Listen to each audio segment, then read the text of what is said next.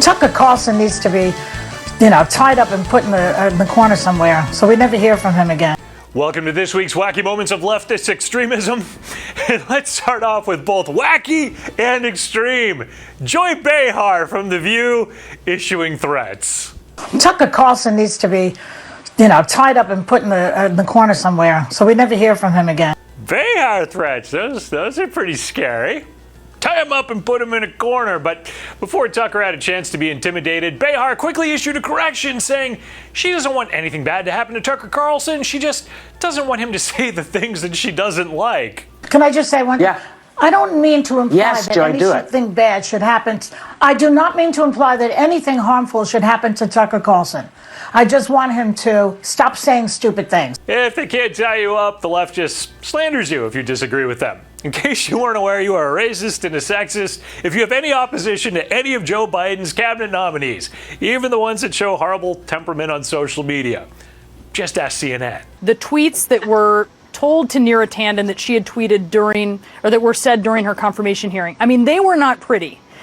Some of the things that she said, I remember the one that really stuck out to me was calling Mitch McConnell Voldemort. I just really wonder, what you guys think about sort of what is appropriate for confirming someone or dismissing them on this, and if there is a double standard.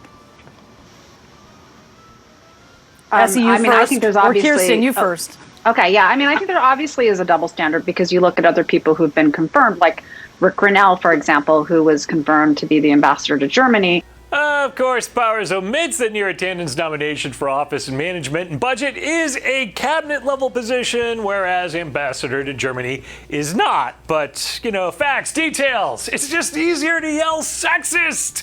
Over at MSNBC, they make the racist cry as well. As the Huffington Post notes, it's President Biden's nominees of color who have faced outsized opposition.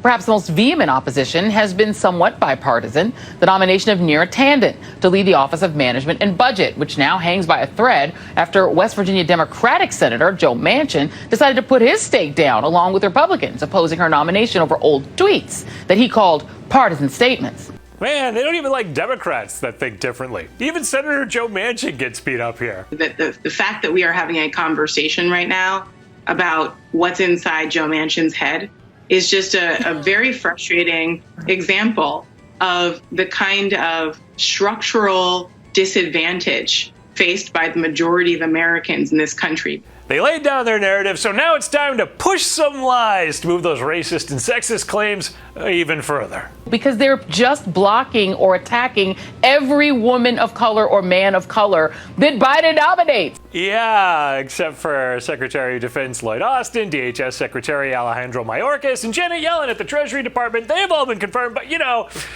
maybe Joy's just blocking out truth and facts.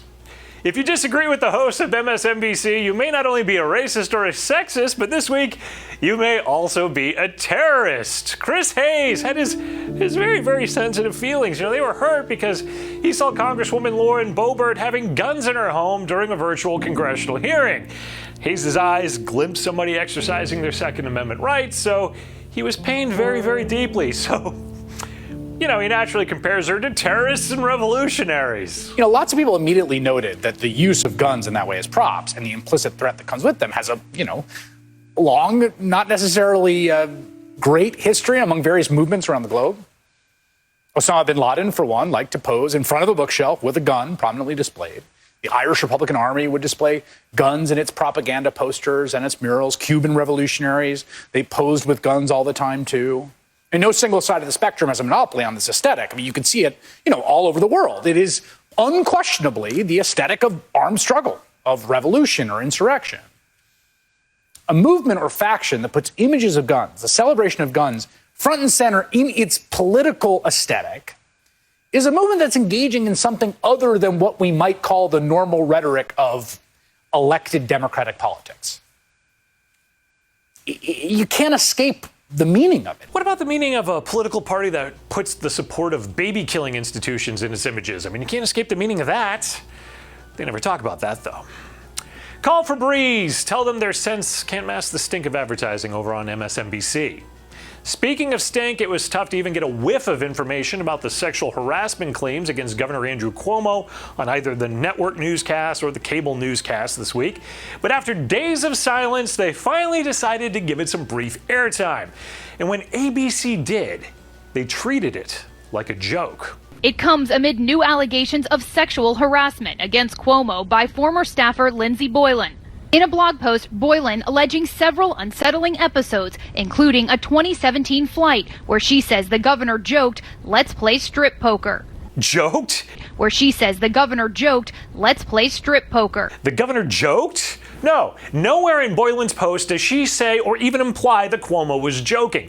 ABC just made that up. Now, when the leftist news networks aren't busy making up facts to cover Democrats, they'll just avoid showing you what they're doing.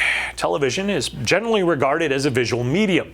And that's why when they could no longer avoid the news that Biden's border policies are putting migrant kids in shipping containers, well, they just didn't show those images to you. Tonight, we've also learned that border crossings by unaccompanied minors, kids who come here alone and without their parents, is on the rise as well. And now the Biden administration is under fire from immigration advocates who are upset that they are opening up a facility just outside San Antonio, Texas, reopening that facility to house those children. Wonder why they don't let us see that facility. I mean, the ones that Biden and Harris criticized under the Trump administration? It seems that facts are something the media likes to put in containers and seal the lids on. We're sealing up this episode. I'm Eric Shiner for MRC-TV, asking you to visit mrc-store.com. Shop for some great conservative gear there. Head over to mrctv.org for great stories, videos, and information. Like, share, and subscribe to these videos on Rumble, Facebook, YouTube, Parler. We're on many platforms, and some we know are a little more welcoming than others. We will return next week, possibly with some more threats from Joy Behar. I'll tie it up and put in the corner somewhere. See you then.